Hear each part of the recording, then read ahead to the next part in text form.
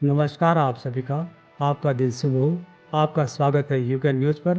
आज का दिन है रविवार, तारीख है 7 दिसंबर 2025। पौष माह के कृष्ण पक्ष की तृतीय तिथि है। आज ही के दिन 1972 में नासा द्वारा अपोलो 17 लॉन्च किया गया। साथ ही आज ही के दिन 1988 में भारत द्वारा नेशनल कैंसर रिलीफ डे घोषित किया गया। चलिए अब प्रारंभ करते देश दुनिया की ब्रेकिंग न्यूज। इंडिगो ने पिछले कई दिनों में 1000 से अधिक उड़ानें रद्द कर दी, जिससे दिल्ली, मुंबई समेत कई हवाई अड्डों पर यात्रियों की भीड़ और अफरा तफरी मची है।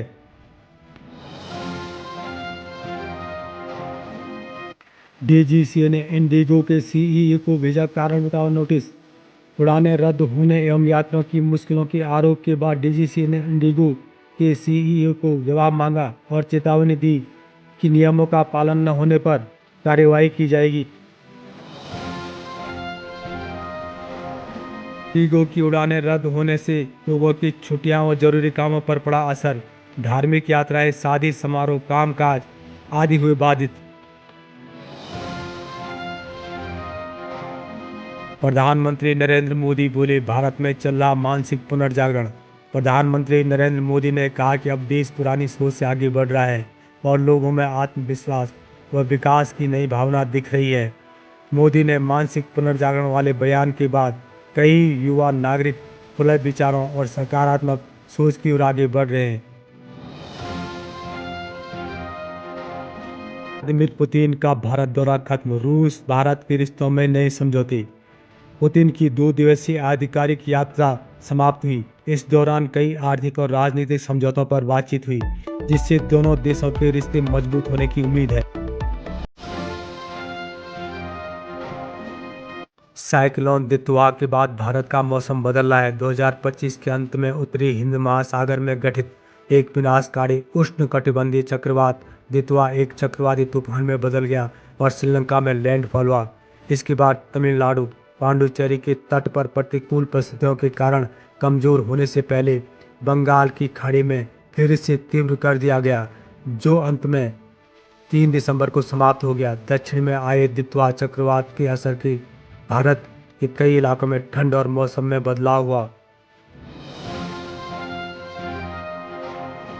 पहाड़ों में बर्फबारी की संभावना, उत्तराखंड, हिमाचल समेत कई इलाकों में सर्दी बढ़ी। मौसम विभाग के अनुसार पहाड़ी क्षेत्रों में हल्की बर्फबारी हो सकती है, जबकि मैदानों में सुबह शाम ठंड बढ़ रही है। पश्चिमी विक्षोभ के कारण जम्मू कश्मीर में बर्फबारी और हिमाचल उत्तराखंड में बादलों की आवाजाही होगी।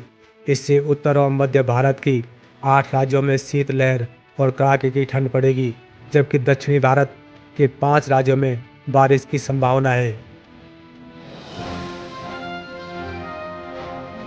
राइजिंग ग्लोबल समिट की तैयारियां शुरू, हैदराबाद को सजाया जाएगा।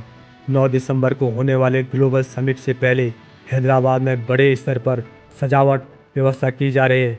शहर के प्रमुख हिस्सों को रोशनी, 3D प्रोजेक्शन और डिजिटल डिस्प्ले से सजाया जाएगा।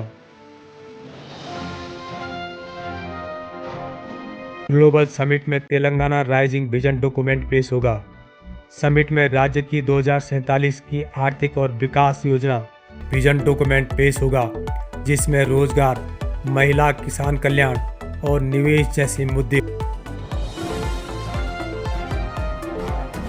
Winter Olympics 2026। विंटर ओलंपिक्स के लिए राल्फ लॉरेन ने टीम यूएसए की वर्दी लॉन्च की।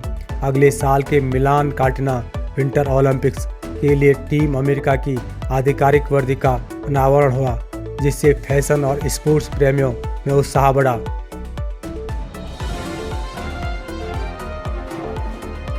धन्यवाद आपका यूके न्यूज़ को देखने के लिए। चैनल को लाइक और सब्सक्राइब जरूर करें।